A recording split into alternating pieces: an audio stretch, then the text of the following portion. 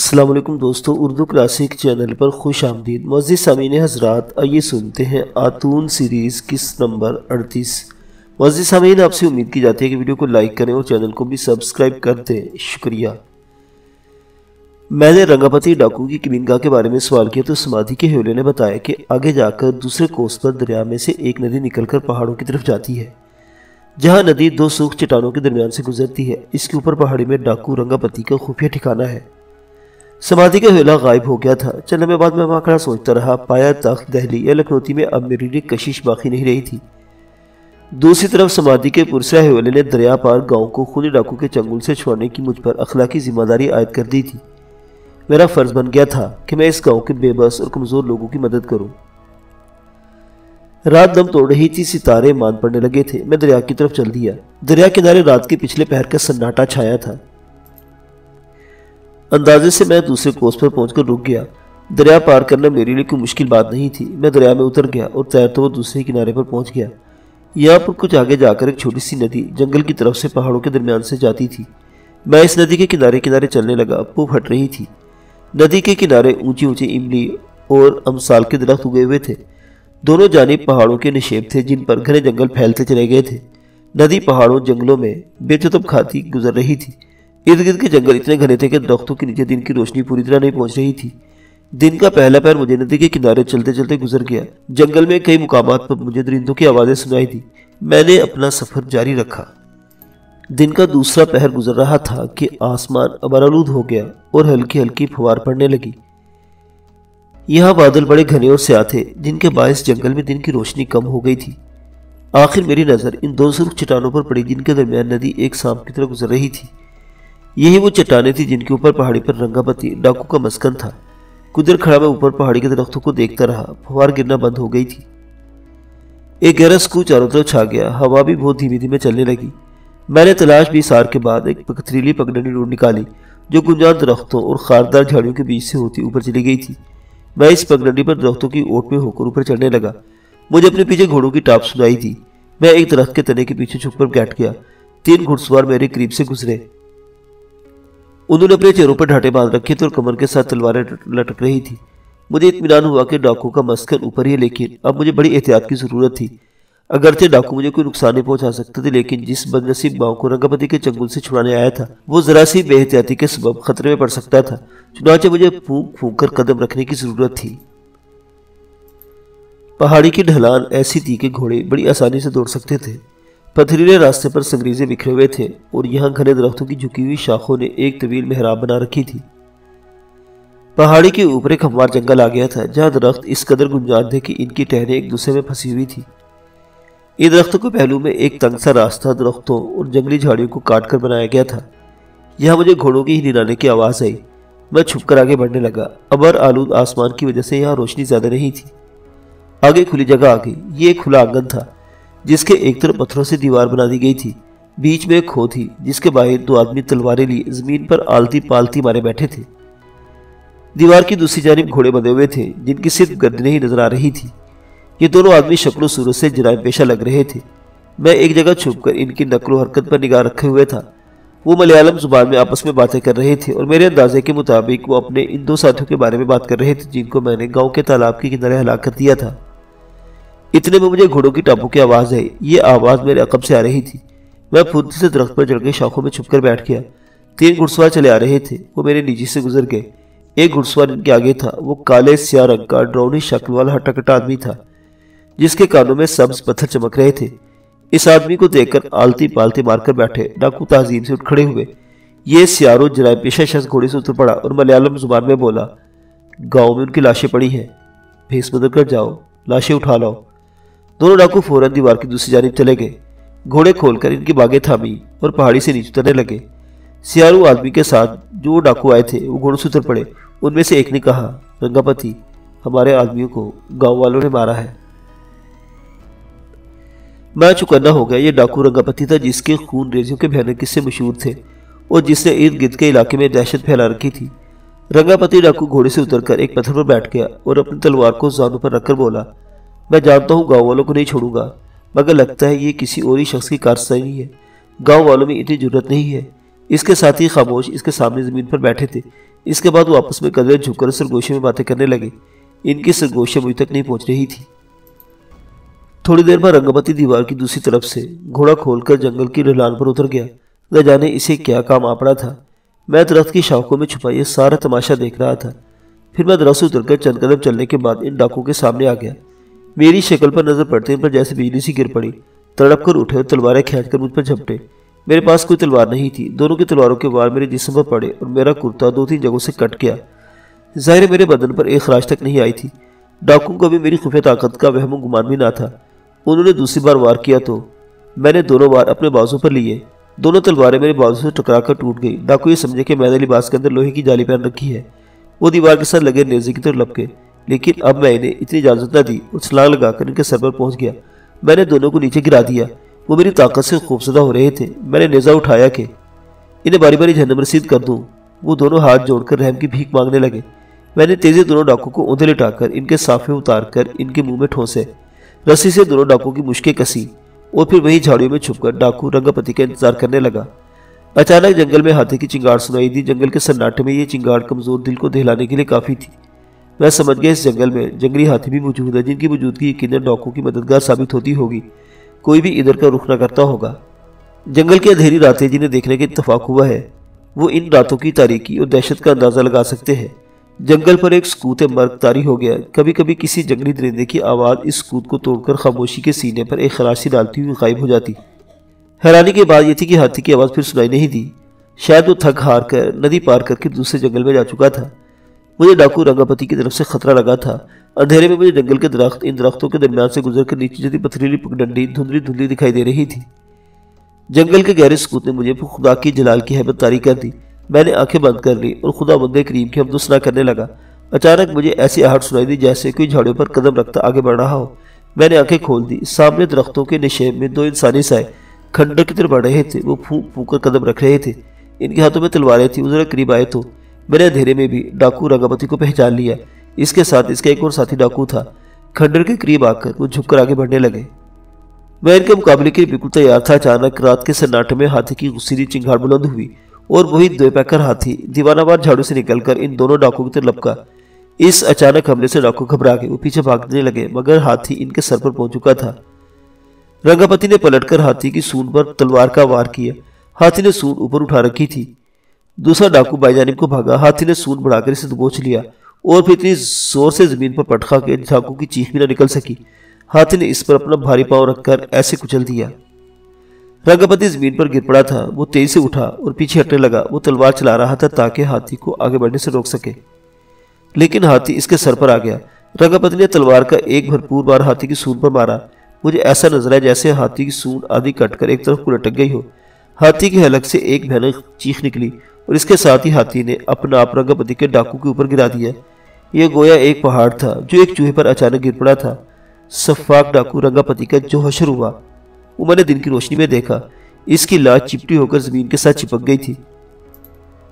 اس وقت میں ڈاکو رنگپتی کی لاش کو دیو پیکر غصے اور انتقام کی آگ میں چنگاڑتے ہوئے زخمی ہاتھی کے نیچے چپٹا ہوا دیکھ رہا تھا۔ ہاتھی اپنے جسم کو زمین پر رگڑ رہا تھا۔ اس کے حلق سے دل دہلا دینے والی چنگاڑیں نکل رہی تھی۔ جب ہاتھی کے انتقام کی آگ قطرے ٹھنڈی ہوئی تو وہ اٹھا۔ اس نے اپنی سونڈ اوپر اٹھا کر ایک فاتحانہ چیخ بلند کی۔ میں نے دیکھا کہ اس کی آدھی سونڈ کٹ چکی تھی۔ پھر وہ زخمی سونڈ کو بار بار اپنے منہ میں ڈالتا جھومتا جھامتا نشیب کے درختوں میں گم ہو گیا۔ اب میرا وہاں ٹھہرنا بیکار تھا۔ جس کام سے آیا تھا وہ انجام کو پہنچ چکا تھا۔ میں ندی پر آ گیا۔ سوئے اتفاق ندی کے کنارے ایک کشتی موجود تھی۔ میں نے کشتی کو کھولا، اس پر بیٹھ کر کشتی کو لہروں میں چھوڑ دیا۔ سارا دن کشتی میں سفر کرتا رہا۔ شام کے قریب کشتی ندی سے نکل کر دریا میں داخل ہو گئی۔ میں کشتی کو دریا کے بہاؤ کے رخ پر لا کر اس کی دوسری جانب چلا گیا اور کشتی کو آگے کھینچنے لگا۔ رات بھر کشتی دریا میں چلتی رہی۔ اگلے دن صبح کے وقت کشتی ایک گاؤں کے گھاٹ کے ساتھ لگ گئی۔ پتہ کرنے پر معلوم ہوا کہ برہان پور سے 200 کوس آگے کی جانب مالابار کے ساحل کے قریب نکل آیا ہوں۔ یہاں سے مال بردار بادبانی کشتیاں ہندوستان کے مغربی ساحل کی طرف جاتی تھی۔ میرا ارادہ ہندوستان کی سرزمین سے نکل کر اندلس کی طرف کوچ کرنے کا تھا۔ میرے پاس پھوٹی کوڑی تک نہ تھی۔ گھاٹ پر 20 روز تک مزدور بن کر مال ڈھوتا رہا۔ اس دوران کچھ کوڑیاں اکٹھی ہو گئی تو کرایہ ادا کر کے بادبانی کشتی میں بیٹھ کر ساحل سمندر کی طرف روانہ ہوا۔ 4 روز کے سفر کے بعد کشتی گجرات کی بندرگاہ کالی گھاٹ پر پہنچی۔ گجرات پر ان دنوں مندوب بیگ خان کی حکومت تھی جو شہنشاہ بابر کا باج گزار تھا۔ عملی طور پر وہاں مغلوں کی عملداری تھی۔ یہاں سے ملک اندلس کو 2 مہینے بادبانی جہاز جاتے تھے۔ سونے کی 7 اشرفے ایک آدمی کا کرایہ تھا۔ میں نے اس ساحلی شہر میں جڑی بوٹیوں کا دھندا شروع کر دیا تھا تاکہ اندلس جانے کا کرایہ جمع کر سکوں۔ اس چھوٹے ساحلی شہر میں بڑے مندر تھے۔ ان میں بھور کالی، وشنو اور شیو کے مندر بھی تھے۔ شہر کے جنوب میں ایک قدیمی جھیل کے پاس ناگ مندر تھا جس میں سانپ کے بت کی پوجا ہوتی تھی۔ اس مندر میں زندہ سانپ بھی قربان گاہ پر پھرتے رہتے تھے۔ چنانچہ یہاں سانپ کے کانٹے کی دوائی تیار کی اور مندر سے کچھ فاصلے پر ایک جگہ کوٹھی لے کر دھندا شروع کر دیا۔ جس کو سانپ ڈستا لوگ اسے اٹھا کر میرے پاس لے آتے۔ اگر زیادہ دیر نہ ہوئی ہوتی تو میں اپنی دوائی پلا دیتا اور سانپ کا زہر غیر مشروط ہو جاتا اور اس فرد کی جان بچ جاتی۔ ایک دن ایسا ہوا کہ ایک بوڑھا آدمی اپنے نوجوان بیٹے کو چارپائی پر ڈال کر میرے پاس لایا۔ نوجوان کا رنگ نیلا پڑ چکا تھا، وہ بے حد کمزور تھا اور آنکھوں کے گرد ہلکے پڑے تھے۔ اس کا نام گوسوامی تھا۔ اس کا باپ ہاتھ باندھ کر میرے سامنے کھڑا ہو گیا۔ اس نے اشکبار آنکھوں سے مجھے بتایا کہ اس کا ایک ہی بیٹا ہے جس کو ایک عجیب مرض ہو گیا ہے۔ آج سے 2 ماہ پہلے وہ کھیتوں میں کٹائی کر رہا تھا کہ ایک کالے ناگ نے اس پر حملہ کر دیا۔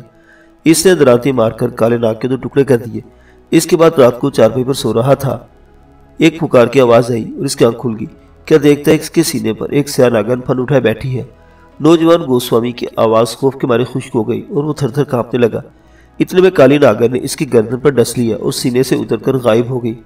نوجوان گوسوامی نے شور مچا دیا۔ گوسوامی کے باپ کو یقین تھا کہ اس کا بیٹا اب زندہ نہیں بچ سکے گا، مگر وہ زندہ رہا۔ زہر نے اس کی گردن پر ایک سیاہ داغ ڈال دیا تھا۔ اب ایسا ہوتا ہے کہ ہر ہفتے کی رات کو ناگن آتی ہے اور گوسوامی کی گردن پر ڈسی ہوئی جگہ پر ڈس کر غائب ہو جاتی ہے۔ تب سے میرے بچے کی زندگی موت سے بدتر ہو گئی ہے۔ مہاراج کچھ سمجھ میں نہیں آتا کہ میں اپنے بچے کی جان کیسے بچاؤں۔ لوگ کہتے ہیں کہ ناگ کی ناگن ہے جو اپنے ناگ کا بدلہ لے رہی ہے اور میرے بچے کو ایک دم مارنے کے بجائے تڑپا تڑپا کر مار رہی ہے۔ ہفتہ کی رات کو میرے بھائی اور رشتہ دار تلواریں بھی لے کر بیٹھتے ہیں، مگر سانپ بجلی کی طرح ڈس کر غائب ہو جاتا ہے۔ وہ کہاں سے آتا ہے، کہاں چلا جاتا ہے، کچھ معلوم نہیں ہوتا۔ ایک آدمی نے اس کو ہلاک کرنے کی کوشش کی تو سانپ اچھل کر اس کے منہ پر جھپٹا اور ایسا ڈسا کہ وہ بدقسمت اسی وقت مر گیا۔ اب تو ڈر کے مارے میرے بیٹے کے نزدیک بھی کوئی نہیں پھٹکتا۔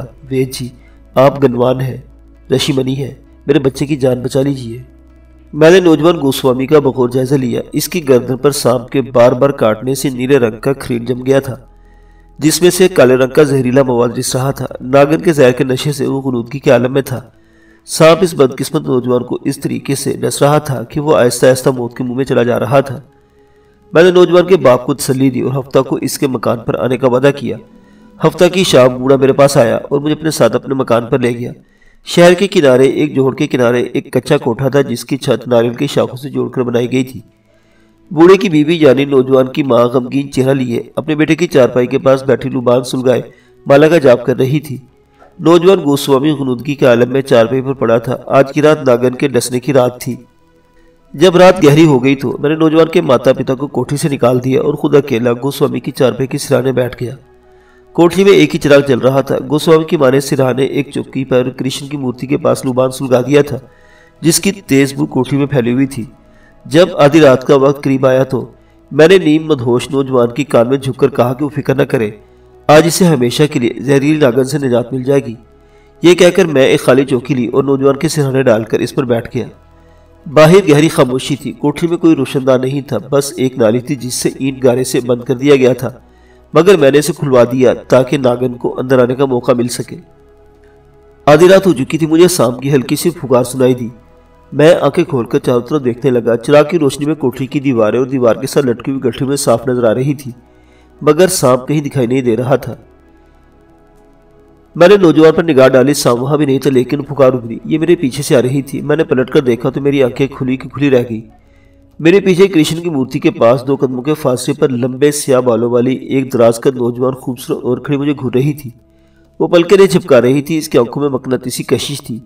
اس کے حسین چہرے پر میری نگاہیں نہیں ہٹ رہی تھی۔ میں بت بنے سے تکتا رہا۔ اس نے سانپ کی سی پکارنما آواز میں مجھ سے مخاطب ہو کر کہا، تم میرے راستے سے ہٹ جاؤ تو بہتر ہے۔ میرے منہ سے جیسے اپنے آپ نکل گیا، تم کون ہو؟ اس نے جواب دیا، میں ناگن ہوں۔ اس نے میرے نر کو مارا ہے، میں اسے تڑپا تڑپا کر مارنا چاہتی ہوں۔ میں حیرت سے اس حسین عورت کو تک رہا تھا جو اپنے آپ کو ناگن کہہ رہی تھی۔ میں نے کہا، میں اس نوجوان کی جان بچانے یہاں آیا ہوں، میں تم سے درخواست کرتا ہوں اس کو معاف کر دو۔ حسین ناگن کے منہ سے ایک غضبناک پھکار نکلی۔ وہ زمین پر اوپر کو اچھلی اور پھر غائب ہو گئی۔ और एक सियानाक छत की जानिब से चारपाई पर लेटे हुए नौजवान की छाती पर ठप से गिरा, मगर इससे पहले कि सांप इस डसने में लपक कर सांप को गर्दन से दबोच लिया। सांप की आंखें बाहर को बुलाई, जैसे मेरे शिकंजे से निकलने के लिए सारा जोर लगा रहा हो, मगर वो मेरी ग्रिप से निकल नहीं सकता था। मैं इसे छोड़ने का खतरा भी मोल नहीं ले सकता था और मैं इसे हलाक भी नहीं करना चाहता था। मैं जानता था कि वो एक हसीन सूरत नागन है। मैंने गोस्वामी के माता पिता को आवाज़ दी, वो भागे हुए कोठरी में आए।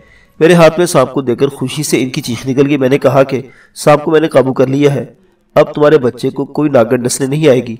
दोनों मियाँ भी मेरे कदमों में गिर गए। वो सांप को मार डालने का कह रहे थे, लेकिन मैं सांप को लेकर वहां से चला आया।